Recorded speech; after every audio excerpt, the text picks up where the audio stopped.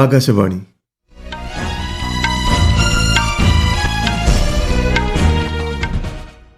നമസ്കാരം. വാർത്തകൾ വായിക്കുന്നത് Narendramohan.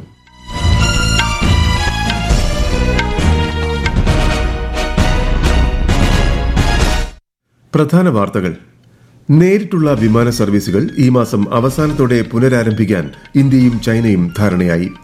Russian president Vladimir Putin India Russia വാർഷിക സമ്മേളനത്തിൽ പങ്കെടുക്കാൻ ഡിസംബറിൽ ഇന്ത്യയിലെത്തും. യുകെയിലെ മാഞ്ചസ്റ്റർ ഹീറ്റൺ പാർക്ക് സിനഗോഗിൽ നടന്ന ഭീകരാക്രമണത്തെ അപലപിച്ച് ഇന്ത്യ. ഛത്തീസ്ഗഡിലെ ബിജാപൂരിൽ 23 സ്ത്രീകൾ ഉൾപ്പെടെ 103 മാവോയിസ്റ്റുകൾ സുരക്ഷാ സേനയ്ക്ക് മുന്നിൽ കീഴടങ്ങി. വന്യജീവി വാരാഘോഷത്തിന് ഇന്ന് തുടക്കം. സംസ്ഥാനതല ഉദ്ഘാടനം മന്ത്രി AK ശശീന്ദ്രൻ കോഴിക്കോട് നിർവഹിക്കും. നോർവേയിൽ നടക്കുന്ന ലോക ഭാരോദ്വഹന ചാമ്പ്യൻഷിപ്പിൽ ഇന്ത്യൻ താരം മീരാഭായ് ചാനുവിന് വെള്ളി. വാർത്തകൾ വിശദമായി. ഇന്ത്യ ചൈന നേരിട്ടുള്ള വിമാന സർവീസുകൾ ഈ മാസം അവസാനത്തോടെ പുനരാരംഭിക്കാൻ ഇരു രാജ്യങ്ങളും ധാരണയായി. പുതുക്കിയ വ്യോമ സർവീസ് സംബന്ധിച്ച് ഇരു രാജ്യങ്ങളിലെയും വ്യോമയാന മേഖലയിലെ ഉദ്യോഗസ്ഥർ ചർച്ച നടത്തിയതായി കേന്ദ്ര വിദേശകാര്യ മന്ത്രാലയം അറിയിച്ചു. പുതിയ തീരുമാനം ഇന്ത്യ ചൈന ഉഭയകക്ഷി ബന്ധം ശക്തിപ്പെടുത്താൻ സഹായിക്കുമെന്ന് മന്ത്രാലയം വ്യക്തമാക്കി. റഷ്യൻ പ്രസിഡന്റ് വ്ളാഡിമിർ പുടിൻ വാർഷിക സമ്മേളനത്തിൽ പങ്കെടുക്കുന്നതിനായി ഈ വർഷം ഡിസംബറിൽ ഇന്ത്യയിലെത്തും. പ്രധാനമന്ത്രി നരേന്ദ്രമോദിയുമായി അദ്ദേഹം കൂടിക്കാഴ്ച നടത്തുമെന്ന് റഷ്യൻ പ്രസിഡന്റിന്റെ ഓഫീസ് അറിയിച്ചു. 2022 ആരംഭിച്ച യുക്രൈൻ സംഘർഷത്തിന് ശേഷം ഇതാദ്യമായിട്ടാണ് വ്ളാഡിമിർ പുടിൻ ഇന്ത്യ സന്ദർശിക്കുന്നതെന്നും വക്താവ് അറിയിച്ചു. യുകെയിലെ മാഞ്ചസ്റ്റർ ഹീറ്റൺ പാർക്ക് സിനഗോഗിൽ നടന്ന ഭീകരാക്രമണത്തെ ഇന്ത്യ അപലപിച്ചു. അന്താരാഷ്ട്ര അഹിംസാ ദിനത്തിൽ നടന്ന ഈ ഹീനമായ പ്രവൃത്തിയിൽ മന്ത്രാലയം ദുഃഖം രേഖപ്പെടുത്തി.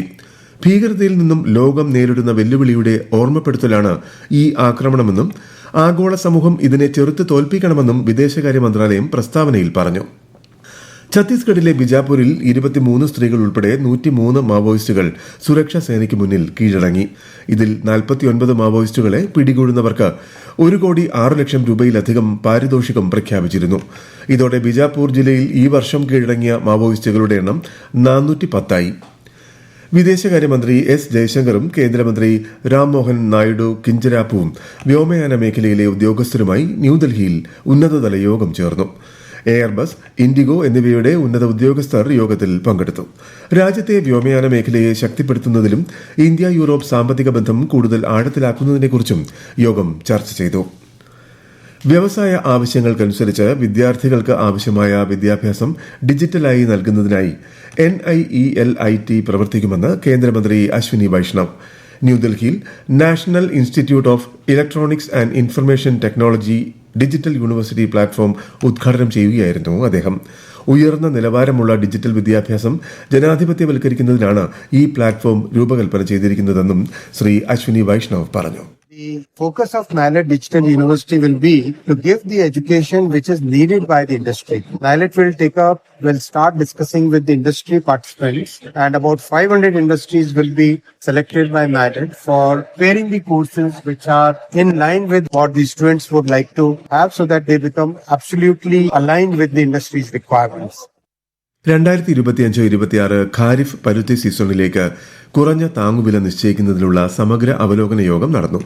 കേന്ദ്ര ടെക്സ്റ്റൈൽസ് മന്ത്രാലയം സെക്രട്ടറിയുടെ നേതൃത്വത്തിലായിരുന്നു യോഗം.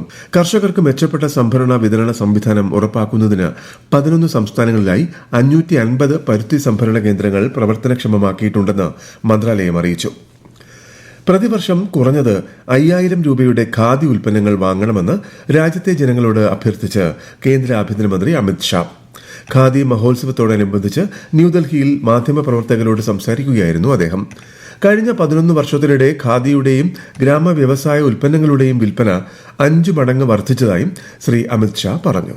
अपील करना चाहता हूं, आह्वान करना चाहता हूं कि नरेंद्र मोदी जी ने 2 अभियान चलाए हैं, खादी के उपयोग का और स्वदेशी अपनाने का. ये दोनों अभियानों को हम ताकत दें, हमारे स्वभाव का हिस्सा बनाएं. अगली पीढ़ी को भी ये दोनों अभियान हम देकर जाएं. खादी और स्वदेशी दोनों विचार और ऊंचाई प्राप्त करे और उसके माध्यम से हमारा देश सर्वोच्च स्थान पर पहुंचे. ഭരണപരിഷ്കരണ പരാതി പരിഹാര വകുപ്പിന്റെ നേതൃത്വത്തിൽ മന്ത്രാലയങ്ങളിലെ വിവിധ വകുപ്പുകൾ ഈ മാസം 31 വരെ നീളുന്ന സ്പെഷ്യൽ ക്യാമ്പയിൻ 5.0യ്ക്ക് തുടക്കമിട്ടു. കാര്യക്ഷമത വർദ്ധിപ്പിക്കാനും നടപടിക്രമങ്ങൾ ഏകീകരിക്കാനും പൌരകേന്ദ്രീകൃത ഭരണം ലക്ഷ്യമിട്ടുമാണ് പരിപാടി സംഘടിപ്പിക്കുന്നത്.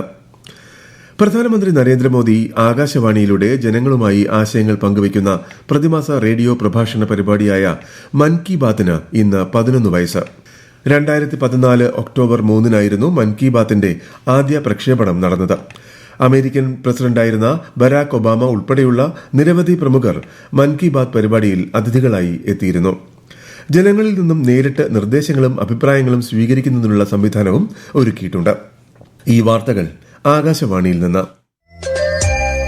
ആകാശവാണി വാർത്തകളും വാർത്താ അധിഷ്ഠിത പരിപാടികളും all India radio news Thiruvananthapuram YouTube ചാനലിലും at all India radio news Thiruvananthapuram Facebook പേജിലും AIR ന്യൂസ് _ തിരുവനന്തപുരം ഇൻസ്റ്റഗ്രാം അക്കൌണ്ടിലും at AIR news _ TVM X ഹാൻഡിലും ലഭ്യമാണ്. പുതുതലമുറ GST പരിഷ്കാരങ്ങൾ സമൂഹത്തിലെ എല്ലാ ജനവിഭാഗങ്ങൾക്കും ഒരുപോലെ പ്രയോജനകരമാകുന്നു. ഇന്ത്യയുടെ പരോക്ഷ നികുതി സമ്പ്രദായം ലളിതമാക്കുന്നതിനുള്ള സുപ്രധാന ചുവടുവയ്പ്പാണ് ഇത്. സ്റ്റേഷനറി ഇനങ്ങൾക്ക് സർക്കാർ പ്രഖ്യാപിച്ച ഇളവുകൾ വിദ്യാർത്ഥികൾക്കും ചില്ലറ വ്യാപാരികൾക്കും ഏറെ സഹായകമാണ്. നോട്ട്ബുക്കുകൾ, ഗ്രാഫ് ബുക്കുകൾ, പെൻസിലുകൾ ഉൾപ്പെടെയുള്ള സാധനങ്ങളെ 12% സ്ലാബിൽ നിന്നും ഒഴിവാക്കിയിട്ടുണ്ട്. നോർവേയിൽ നടക്കുന്ന ലോക ഭാരോദ്വഹന ചാമ്പ്യൻഷിപ്പിൽ ഇന്ത്യൻ താരം മീരാഭായ് ചാനുവിന് വെള്ളി മെഡൽ. വനിതകളുടെ 48 കിലോഗ്രാം വിഭാഗത്തിലാണ് മെഡൽ നേട്ടം. ഈ മാസം 11 അവസാനിക്കുന്ന ലോക ചാമ്പ്യൻഷിപ്പിൽ ഇന്ത്യയിൽ നിന്നും 14 അംഗ സംഘമാണ് പങ്കെടുക്കുന്നത്. കോമൺവെൽത്ത് ഗെയിംസിനുള്ള യോഗ്യതാ മത്സരങ്ങളിൽ ഒന്നാണ് ഈ ചാമ്പ്യൻഷിപ്പ്. ന്യൂഡൽഹിയിൽ നടക്കുന്ന 12ാമത് ലോക പാരാ അത്ലറ്റിക്സ് ചാമ്പ്യൻഷിപ്പിൽ ഇന്ത്യയ്ക്ക് 2 മെഡലുകൾ കൂടി. പുരുഷന്മാരുടെ F51 ക്ലബ് ത്രോ വിഭാഗത്തിൽ ഇന്ത്യയുടെ ധരംബീർ 9 വെള്ളി മെഡൽ നേടി. ഡിസ്കസ് ത്രോയിൽ അതുൽ കൌശിക്കിനാണ് വെങ്കലം. ഇതോടെ 4 സ്വർണവും 5 വെള്ളിയും 2 വെങ്കലവുമായി മെഡൽ പട്ടികയിൽ ഇന്ത്യ 7ാം സ്ഥാനത്താണ്. വന്യജീവി വാരാഘോഷത്തിന്റെ സംസ്ഥാനതല ഉദ്ഘാടനം മന്ത്രി AK ശശീന്ദ്രൻ ഇന്ന് കോഴിക്കോട് ചേളന്നൂരിൽ നിർവഹിക്കും. വനം വന്യജീവി വകുപ്പിന്റെ നേതൃത്വത്തിൽ ഈ മാസം 8 വരെയാണ് വാരാഘോഷം. 28ാം ഓണദിനമായ ഇന്ന് ഓച്ചിറയിൽ പ്രസിദ്ധമായ കാളകെട്ടുത്സവം നടക്കും. ചെറുതും വലുതുമായ കെട്ടുകാളകളെ വൈകിട്ട് പരബ്രഹ്മ സന്നിധിയിലേക്ക് എഴുന്നള്ളിക്കും. വിശദാംശങ്ങളുമായി ആകാശവാണി കൊല്ലം ജില്ലാ പ്രതിനിധി നീരജ് ലാൽ. 52 കരകളിലെ വിവിധ കാളമൂടുകളിൽ കാളകെട്ട് സമിതികളുടെ നേതൃത്വത്തിൽ കെട്ടിയുണ്ടാക്കിയ 200-ലധികം കാളരൂപങ്ങളാണ് സന്ധ്യയോടെ പടനിലത്തെത്തുക. കുഞ്ഞൻ കെട്ടുകാളകൾ മുതൽ 72 അടി വരെ ഉയരമുള്ള കെട്ടുകാളകൾ വരെ മികച്ച രീതിയിൽ അണിയിച്ചൊരുക്കി എഴുന്നള്ളിക്കുന്നതിന്റെ ഉത്സാഹത്തിലാണ് കാളകെട്ട് സമിതികൾ. 24 വനിതാ കാളകെട്ട് സമിതികളും ഇത്തവണ കാളരൂപങ്ങൾ എഴുന്നള്ളിക്കുന്നുണ്ട്. ദേശീയപാത 66-ൽ കരുനാഗപ്പള്ളി മുതൽ കായംകുളം വരെ ഗതാഗത ക്രമീകരണം ഏർപ്പെടുത്തും. ദാദാ സാഹിബ് ഫാൽക്കെ പുരസ്കാരം നേടിയ മോഹൻലാലിനെ ആദരിക്കുന്ന മലയാളം വാനോളം ലാൽ സലാം പരിപാടി നാളെ തിരുവനന്തപുരത്ത് നടക്കും. സെൻട്രൽ സ്റ്റേഡിയത്തിൽ നടക്കുന്ന പരിപാടിയിൽ മുഖ്യമന്ത്രി പിണറായി വിജയൻ സംസ്ഥാന സർക്കാരിനു വേണ്ടി ശ്രീ മോഹൻലാലിനെ ആദരിക്കും. പൊതുജനങ്ങൾക്ക് പ്രവേശനം സൌജന്യമായിരിക്കും. ഇന്ത്യ വെസ്റ്റ് ഇൻഡീസ് 1ാം ക്രിക്കറ്റ് ടെസ്റ്റിന്റെ 1ാം ഇന്നിംഗ്സ് ഇന്ത്യ ഇന്ന് പുനരാരംഭിക്കും. 1ാം ദിനം കളി അവസാനിക്കുമ്പോൾ ഇന്ത്യ 2 വിക്കറ്റ് നഷ്ടത്തിൽ 121 റൺസ് എന്ന നിലയിലാണ്. ടോസ് നേടി ബാറ്റിംഗ് തിരഞ്ഞെടുത്ത വെസ്റ്റ് ഇൻഡീസ് ആദ്യ ഇന്നിംഗ്സിൽ 162 റൺസിന് പുറത്താവുകയായിരുന്നു. പരമ്പരയിലെ 2ാമത്തെ ടെസ്റ്റ് മത്സരം ഈ മാസം 10 മുതൽ ഡൽഹിയിൽ നടക്കും. ഇന്ത്യയ്ക്കായി മുഹമ്മദ് സിറാജ് 4 വിക്കറ്റും ജസ്പ്രീത് ബുംറ 3 വിക്കറ്റും വീഴ്ത്തി. കോഴിക്കോട് ഇന്നലെ ആരംഭിച്ച സൂപ്പർ ലീഗ് കേരള ഫുട്ബോൾ 2ാം സീസണിലെ ഉദ്ഘാടന മത്സരത്തിൽ ആതിഥേയർക്ക് വിജയത്തുടക്കം. ആതിഥേയരായ കാലിക്കറ്റ് FC 1-നെതിരെ 2 ഗോളുകൾക്ക് ഫോഴ്സ കൊച്ചിയെ തോൽപ്പിച്ചു. ഇന്ന് മലപ്പുറം മഞ്ചേരിയിൽ നടക്കുന്ന കളിയിൽ Malappuram football club Thrissur magic FCയെ നേരിടും. രാത്രി 7:30 മത്സരം. കേരള അന്താരാഷ്ട്ര മീഡിയ ഫെസ്റ്റിവലിന് സേവ് ഗാസ സംഗമത്തോടെ സമാപനം. ഇന്നലെ വൈകിട്ട് തിരുവനന്തപുരം മാനവീയം വീഥിയിൽ സംഘടിപ്പിച്ച സേവ് ഗാസ സംഗമത്തിൽ മുതിർന്ന മാധ്യമ പ്രവർത്തകരും രാഷ്ട്രീയ സാംസ്കാരിക പ്രവർത്തകരും ഫെസ്റ്റിവൽ ഡെലിഗേറ്റുകളും മാധ്യമ വിദ്യാർത്ഥികളും പൊതുജനങ്ങളും അടക്കം 100-ലധികം പേർ പങ്കെടുത്തു. പ്രധാന വാർത്തകൾ വീണ്ടും. നേരിട്ടുള്ള വിമാന സർവീസുകൾ ഈ മാസം അവസാനത്തോടെ പുനരാരംഭിക്കാൻ ഇന്ത്യയും ചൈനയും ധാരണയായി. Russian president Vladimir Putin India Russia വാർഷിക സമ്മേളനത്തിൽ പങ്കെടുക്കാൻ ഡിസംബറിൽ ഇന്ത്യയിലെത്തും. UK-യിലെ മാഞ്ചസ്റ്റർ ഹീറ്റൺ പാർക്ക് സിനഗോഗിൽ നടന്ന ഭീകരാക്രമണത്തെ അപലപിച്ച് ഇന്ത്യ.